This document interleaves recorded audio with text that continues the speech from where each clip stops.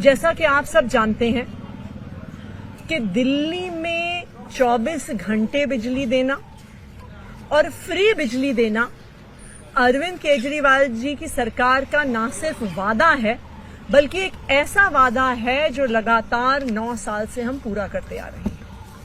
दिल्ली एक लौता राज्य है जहां 24 घंटे बिजली आती है और उसके बावजूद 22 लाख परिवारों का बिजली का बिल जीरो आता है।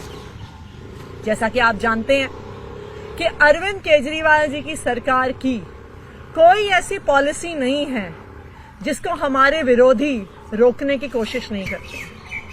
साल दर साल, हर साल जब भी अरविंद केजरीवाल जी दिल्ली वालों के लिए कोई काम करने की कोशिश करते हैं, उनके हित में कोई फैसला लेने की कोशिश करते हैं, तो हमारे विरोधी हर संभव प्रयास कर देते हैं उस काम को रोकने का। आपको याद होगा कि पिछले साल भी जब बिजली की सब्सिडी आने का समय आया था तो कितनी कोशिश हुई थी हमारे विरोधियों द्वारा उस सब्सिडी को रोकने की। एक समय तो ऐसा भी आया था जब हमें ये घोषणा करनी पड़ी थी कि आज के बाद जीरो बिजली बिल समाप्त हो जाएंगे। इस साल भी पिछले 1 महीने से लगातार इन लोगों ने हर संभव प्रयास कर लिया कि आने वाले वर्ष 2024-25 में दिल्ली वालों का जीरो बिजली का बिल ना आए और किसी तरह से केजरीवाल सरकार की सब्सिडी रुक जाए। इन्होंने अफसरों को बुलाया, अफसरों को धमकाया, पूरी कोशिश कर ली कि दिल्ली वालों के जीरो बिजली के बिल रुक जाए।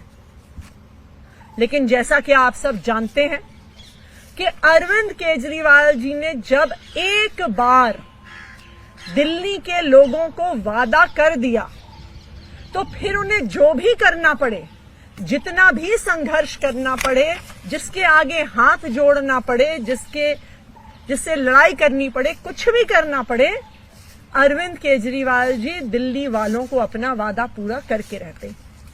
और आज मुझे सभी दिल्ली वालों को ये बताते हुए बहुत खुशी है कि आज की केजरीवाल सरकार की कैबिनेट की बैठक में जो दिल्ली वालों को फ्री बिजली के बिल मिलते हैं, जो उनको सब्सिडी मिलती है, वो 2024-25 में भी जारी रहेगी। उसका फैसला आज कैबिनेट ने लिया है। तो जिस तरह अभी तक 200 यूनिट तक बिजली फ्री, 400 यूनिट तक बिजली के बिल आधे, जो सब्सिडी दिल्ली के किसानों को, दिल्ली के वकीलों को, 1984 के जो दंगा पीड़ित हैं उनको जिस तरह से सब्सिडी पिछले वर्ष 2023-24 में मिलती आई है, उसी तरह से आने वाले साल में भी सब्सिडी मिलती रहेगी। दिल्ली वालों का बिजली का बिल जीरो आता रहेगा और अब ये पॉलिसी 31 मार्च 2025 तक पास कर दी गई है। धन्यवाद। लेकिन आप बता सकते हैं कि क्या अड़चन इसमें आ रही थी? पिछली बार आपने बताया था बकायदा कि लेटर लिखे गए थे और उन्हें रोकने के लिए बकायदा आपके पास भी नोट आया था, तो इस बार भी क्या इस तरह कोई नोट आया? क्या कोई इसकी टाइम? देखिए, अगर आप पिछले साल भर में देखिए तो अब इन लोगों ने एक तरीका अपना लिया है काम को रोकने का। अब ये खुद खुलकर कुछ नहीं करते हैं, ये अब अफसरों को धमकाते हैं, अफसरों को बुलाते हैं, धमकाते हैं, कहते हैं कि अगर तुमने केजरीवाल सरकार के साथ काम किया, केजरीवाल सरकार की काम में मदद करी, इनकी पॉलिसी पास करवाई, लागू करवाई, तो तुम पे विजिलेंस इंक्वायरी कर देंगे, तुम्हें सस्पेंड कर देंगे, तुम्हें जेल में डाल देंगे, तुम पर सीबीआई ईडी के केस करवा देंगे।